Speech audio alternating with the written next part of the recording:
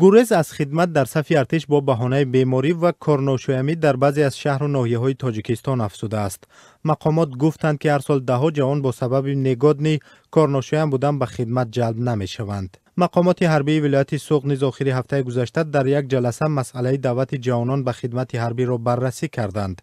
رستم رحمتزاده معاون رئیس ولایت سوغد در این جلسه گفته است که سال گذشته در این منطقه تقریباً 400 نفر به حیث جوان ناسالم ثبت شده و از خدمت در صف نیروهای مسلح آزاد گردیدند.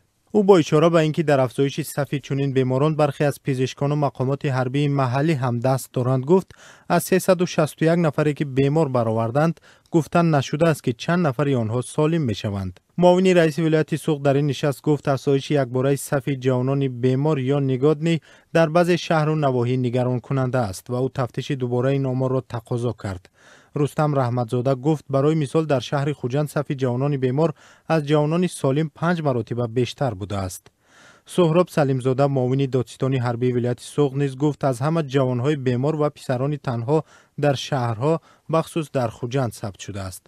او گفت در گذشته تشخیص دوباره افراد به نام بیمار ثابت کرده است که آنها در اصل سالمند و برای گریز از خدمت خود را نگاد نیز ثبت نام کردند. اما در برابر این مقامات از جلب برخی از جوانان بیمار به صف ارتش هم نگرانی کردند. یک مقام دادستانی حربی ولایت سوغد گفت که در دعوت بهاری امسال به ارتش بیش از 50 جوان بیمار را به ارتش فرستادنی بودند ولی آنها بعد تشخیص دوباره به خانه هایشان برگشتند. مقامات ولایت سوغد اینچنین از سفربری بدون اساس 11 جوان به خدمت ارتش نگرانی کرده در این مورد به مقامات بعضی شهر و نواحی از جمله استراوشن و مسچا و اشت هشدار دادند. در تاجیکستان دعوت به خدمت حربی در ارتش سال 2 بار بهار و تیر ماه صورت میگیرد و در هر دعوت از 15 تا 16 هزار جوانی از 18 تا 27 ساله به خدمت حتمی عسکری جلب می شوند.